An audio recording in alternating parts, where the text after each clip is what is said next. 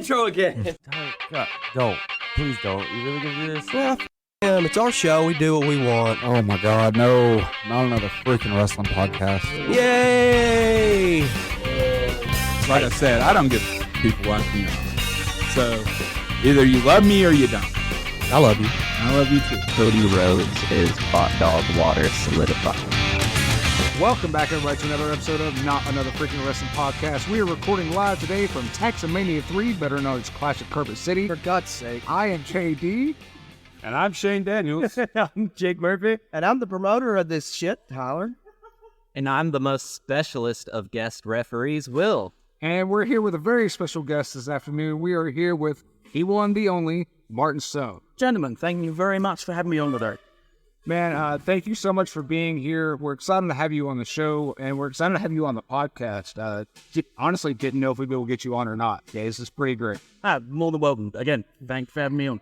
All right, so first of all, I want to start off this live questioning because tonight your opponent's Jaden Nee, and you guys met down at Atlanta Wrestling. Yeah. So things kind of come full circle. Will you talk a little bit about that? Yeah, well, I mean, gosh, AWE was what? That was 7, 8 years ago. So, yeah, a lot has definitely happened since then. But, Jaden the good kids. But, I'm just going to beat $7 the crap out of him tonight. So, have you gotten to see any of his work recently? Yeah, I was watching some stuff. It was about 2 weeks ago. And I saw that Joe Davis was putting him over on Twitter. So, he's obviously good. Yeah, man, the kids, like, we met him when he was 15 years old at TWE, and he's come such a long way. It's really exciting to see him be able to, like, believably be in the ring with somebody you know. No, well, I appreciate that. So let's talk a little bit, because you famously went through a period in NXT. Talk a little bit about how they recruited you and your landing there. So, I was an extra for a while, and I was having the guys that they were re-debuting or repackaging or whatever, they would call me up and I would have their matches, because it was nice because they at least trust me as an extra to be like, all right, you're not going to go into business to yourself. You're going to, literally just going to say, what do you need? Match is going to be great. He's going to get over, but you'll keep yourself over as well. So that was always the deal.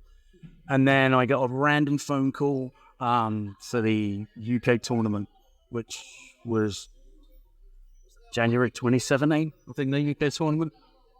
Or was it 26? It was either 2016 or 2017. I can't really remember the year. But I ended up getting that call. A week later I flew out. And that for me was the turning point. And then there was discussions and everything like that. And then they brought me in my part-time. So I was doing the monthly tapings at Full Sail, that was on the network at the time, and then I would work the Florida shows. At that point in time, that was when they had the potential idea of teaming me out with. So we would run that on the Florida shows just to see if it worked. And then all out the blue, they were like, "Yep, this works. So we're gonna now sign you to a full-time deal." And that was reported for duty May 2018. As a tag team wrestler myself with Jake, when was it that you knew that you guys were going to work as a tag team? First night. First night? First night. Just, again, this is fantastic. And he's such a good worker. And just, we always got on, so, just click. So. Yeah, for a lot of tag teams, it's kind of hard finding that, especially when you're kind of thrown together, finding that chemistry. No, for sure. That's the thing. We weren't a typical tag team in that we did every single tag team movie you could think of and stuff like that. We did our own thing, just managed to blend it together, and it just worked. Yeah. That was my first real exposure to you. Was the tag team with Corey, and like, I loved you guys so much. This is what tag team wrestling is. No, I appreciate it. So, with you and Ollie or Biff, is there like a favorite tag team match that you guys had, whether it be in NXT, like if you guys like were all the network, or if they do like a house show, it's like any match coming to mind? So obviously the big one was Takeover Chicago, which was the match that made us. Yeah. To come out to an entire crowd hating you, but then halfway through it, you shift to the point when they're like, maybe they're going to do this. So that for me was a very, very, very special moment because we went, oh God, we walked out and literally just absolutely murdered by the crowd. I remember looking, I was like, this is going to be rough. And there's, we're trying to do like the out showing at the start of the match. We call it showing with them. Some people do, some people don't. But we're trying to do that, and they just drove on buying any of it. I'm just like, all right. But then just at that point, I was like, right, I'm going to sell my ass off. I'm going to make sure something happens. And then luckily, halfway through, that switch happened. Chicago's a tough crowd. Yeah. So to feel them literally go, okay, maybe not, and then obviously, we did the finish, and then to get that reaction, just. So this is going to be kind of a little bit of an off-the-wall question, but is Pat McAfee really that nuts? Yes. I listen to his podcast all the time, and Boston Connor just seems like the biggest shithead of the ops. Pat is Pat. Pat's awesome. Pat's amazing. He really is. If you go to a live show and he's there, he will get on the desk and dance. And everything. Yeah, Pat's awesome. Pat's, again, I mean, he was in the NFL for what, 8-9 years? Yeah. Remained pretty much in injury free and just but he missed his goal. Definitely missed his goal. Yeah. As far as your time in WWE goes, who would you say was the most consequential relationship you had besides? Mikey and Shane, that are now known as TMDK. Well, he was good guys, real good guys. I had a great relationship with Terry Taylor. He ended up being my mentor throughout that whole time period. Norman Smiley as well. Just he's. Hey, that's your. Really? I love this. I'll just immediately start staring. So I need you to explain to Martin why you, quote unquote, love Norman Smiley. Please, I've been waiting on this day for my entire life. Oh my God, this is great. All I'll say is, there's more that meets the eye, and I'll leave it. You a fucking transformer? Like, story. You gotta explain the story. You gotta say, entertain, bitch. Honestly, I can't even remember how it started, but it was just always, at least for me growing up, it was always, okay, here comes Norman Smiley to get mowed down. And I don't know. I was just never a big fan, and then it became a weird running joke with me and my friend Bentley where we just kept badgering them about Norman Smiley either messing with their old radio show or stealing something. Anything that went wrong, I blamed on Norman. And Norman is literally one of the greatest human beings on this planet, so how dare you? I'm glad this finally has a payout. I know. Maybe there should be the longest payoff. Well, maybe we should move Will and the guest referee in the match with Jaden. So Will gets cheeky, Mark. Smack him around. I do have the pencil and the pen pad, so a long night for you. I almost want to see this now. You got semi and me today. Back to back.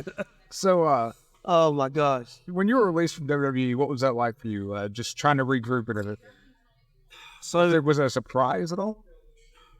Yes and no. No. Yes and no. So I'd obviously we finally won the tag titles against Rizango. That was October 2020. And then we've started doing, we started having some good runs with people and stuff like that. And, it was all coming together. And then we had the match with Cross and Finn Balor. And that was all separated my show. So rolled out the ring. I'll smack the guardrail so the cameras couldn't see him. Oh, put it back here.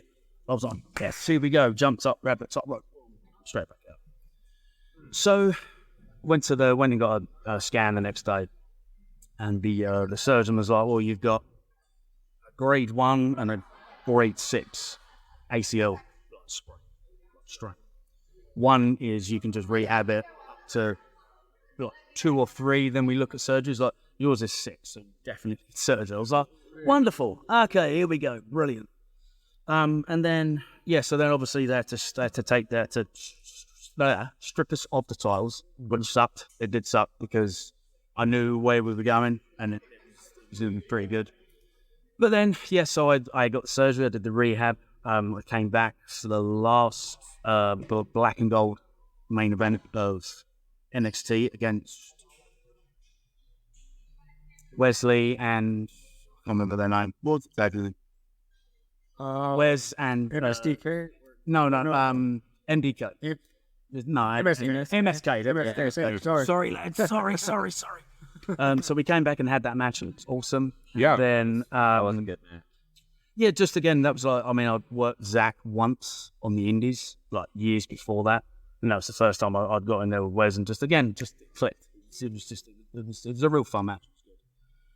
Then I did then I unfortunately got my collarbone broken in a training match on the same side. So I'd done a 6-month rehab, came back 1 week later, boom, I'm out. How's So I'm like, okay. you out for? So then that was up to September. So it was like, okay, you've got a broken collarbone, no problem. Put a plate in, you'll be good in 8 weeks. All right, excellent. Back off to our races. Anyway, then there was complications. It got infected, so then they had to go back in again, take the plate out, clean everything out, put the plate back in. And then it was okay. We'll wait a little bit longer. We'll get to the 8-week mark, 10-week mark, and we'll see where we're at. Then basically my shoulder just wasn't healing. So I then got made a coach, which was a fantastic experience. Released, so I got made a coach in October. No, it was November. Got released in January. Still not cleared. So I couldn't work, I couldn't wrestle, I couldn't literally do it. So I was like, okay, so I'm still doing the rehab protocol and stuff like that. And I tell you what, that company looked after me. They paid for my rehab. They, unfortunately, as it didn't heal, I still needed yet another surgery, so I could go under again July of last year. So because it wasn't healing, they took a piece of my hip bone out, popped in there and did like a bone graft. Because it healed at the bottom, but at the top, it just wasn't healing.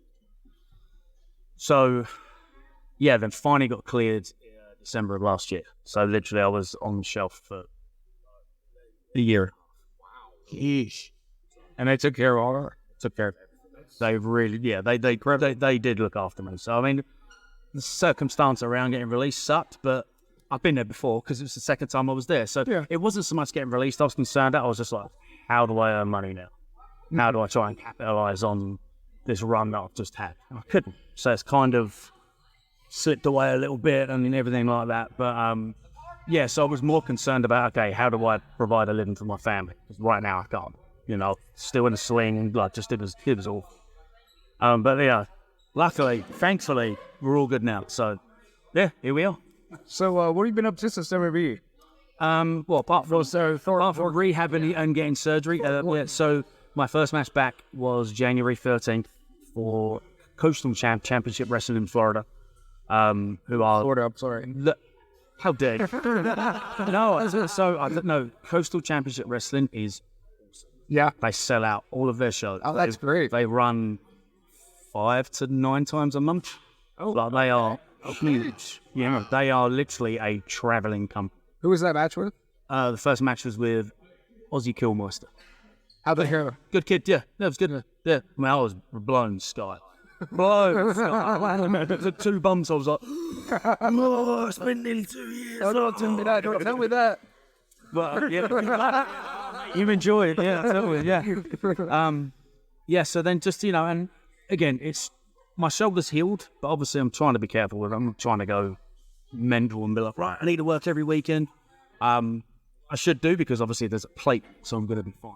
But just, right now I'm just trying to get back in shape again, just so that, I can give the full March Stone experience and not, so I'm taking it slow, but bookings are slowly starting to pick up. So just, the idea is to literally by the end of the year, be back in my best shape, working as much as possible, and then just see what happens in the future. We look forward to seeing how it goes. If you could, just for a second, there's a lot of young guys out there trying to break into the business or just barely breaking in. what is the one key piece of advice you would give to someone in their first year? Get your foundations and your basics as good as you can. There's no point starting a match with a run spot. You need to bring the crowd in, and you need to make your work as believable as possible. The analogy I always use, okay, at most shows you're gonna have a dad that's paid for 2 kids, he's paid for his wife, he's gonna buy merch, he's gonna buy concessions or whatever like that. So with tickets for a family of 4, plus merch and stuff like that, you're looking at round about between $150 and $200. That's the person you need to convince to come back the next show. And the only way you're going to be able to do that is unless he's like a real die-hard wrestling fan, which is probably not. He's probably just a casual fan, his kids watch it, whatever. That's the person you need to convince and make your work stand out so that he can literally look and go, what was different about that match than me? The one before or the one after? And I promise you, believability. If you can literally make everything look as real and make it look like a struggle and a fight and just hook people in that, if you get to the point when you want to start doing high spots, you've already hooked them in. That's just icing on the cake. So, that question.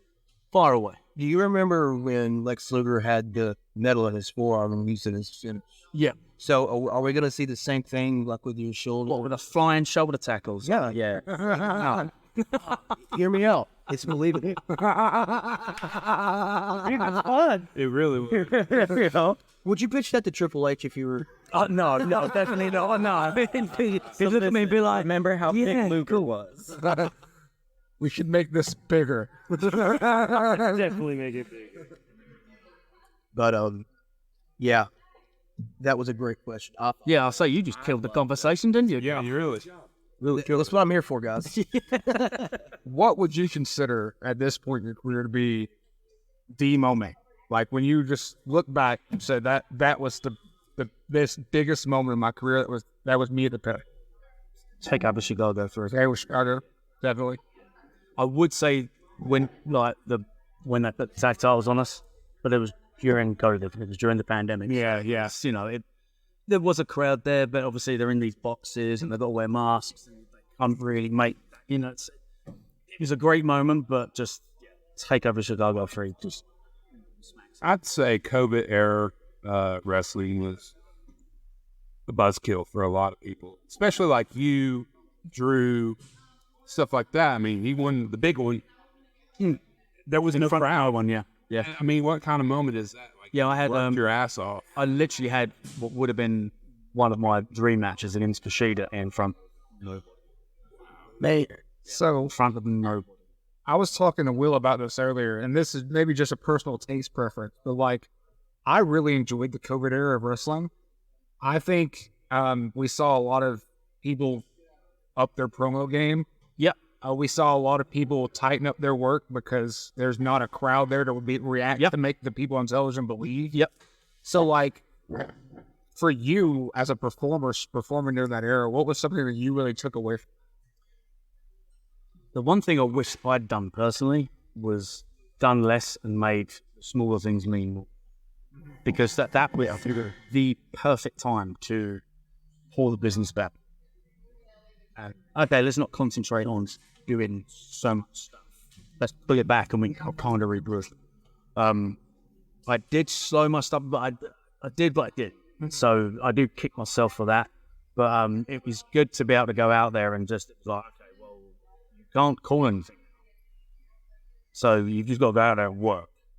So it was like, if you were calling it, you had to be really tight. Because obviously there's no noise, there's nothing like that. Yeah. So it was good from that point of view, and that it was like, okay, right, this really is a reset. Yeah. So it was really, really good for that. But again, it was just hard, you know, when it's like, okay, we're going to do a superplex, and you're like, there's no crowd, there's no crowd. So it sucked from that point of view, because you would do like what? So we, at that point in time, they were filming in, I think it was, you could be, the protocol in Florida was, if you were in an enclosed setting, you could do 2 weeks on and then you had to do like 2 off. So we would literally film 2 weeks worth of stuff. So it's like we do, the guys doing Raw and SmackDown. Then a lot of us would do main event and obviously 205, and then we were still in NXT as well. So it was like we would do like a solid 2-week block, and then we'd be off. I mean, again, I was so thankful to still be working during that time because so many people, I had so many friends that just weren't working, and I had a few friends that had their own businesses and just they lost it. So it's just like I was very, very fortunate to be working during horrible time periods. So growing up, and stuff, watching like wrestling in England and stuff like that, having guys like Johnny C and Steve Gray and stuff like that. What are some like inspirations that you took from those guys that you really like? You decided to be a wrestler. Going back, did you watch any of that World Class Championship? So, yeah, obviously I was too young to see it in its heyday. Yeah. But then obviously when I started training with Tony and Dino Scala. Obviously Tony Scala was at one time he was the British lightweight champion. Yeah. So I started watching a lot of stuff then, and the guys that I was just like, I tried to take as much as I could from Mark Rocco, Fit Finlay, William Regal, Dave Taylor, Robbie Brookside, all like the real workhorses that could go. And you had Pete Roberts, Terry Rudge, Tony Sinclair, like just absolutely phenomenal workers. So then I was like, all right, well, let's throw a bit of that in there. Say a name now, I was a huge fan of Chris Benoit growing up. So I tried to take his style, blend it with Austin, blend it with all those World of Sport guys, and the idea was to try and see us. Here's mine. So, Billy Robinson, a big fan of his. Billy's awesome. Was he part of that group that you feel? So not when I first started training because I hadn't really seen him yet. But then obviously when wrestling got really popular on the internet, and then obviously YouTube started and everyone's uploading stuff. There was one time. So then there's a few spots I took with his where I was just like, okay, we're going to add that into it. Which is why it was awesome getting the chance to actually coach with Hideki Suzuki at the PC, because Hideki Suzuki was the last student of Billy Robinson. Yeah, and I thought it was awesome. Yeah, Hideki's so good. I always loved some Fit Finlay, man. He's His smash best ever style. Best worker ever. Fit is the absolute man. I had the chance to wrestle his son Brogan 3-4 weeks ago now. Phenomenal. Yeah, it's phenomenal. Yeah, so good. So, before we wrap up here, anything about I haven't asked you that you feel like should have been asked? No, not at all. No. Okay, this has been good. Yeah, cool. We didn't go off the rails, so that's good. Well, we did for a little bit because this one. And JD had to bury Florida too. Then got buried Florida. Yeah, bullets for it. Yeah. See you later. Well, let us know. Let everybody know how they can find you, where they can catch what you're up to. Yeah, I'm on social media. I'm on Twitter as @StrongStyleBrit. I'm also on Instagram as the same handle. And I just want to say thank you to anybody that has ever paid for a ticket to come see me work. It's greatly appreciated, because if it wasn't for you guys, I couldn't do what I've been doing for the last 20 years, which I absolutely love. So thank you very much. Thank you so much for joining us. Anytime, lads, anytime. Except for this one, it don't like Norman Smiley. Thank you, everybody, for listening to another episode of None Other Freaking Wrestling Podcast, live from Taxomania with our special guest, Martin Stone. Thank you once again for joining us. Thank you very much for having me, and talk to you all soon. And ladies and gentlemen, we'll be back here for you next week. Jake, what do they need to do? 3 more Marty Stone matches.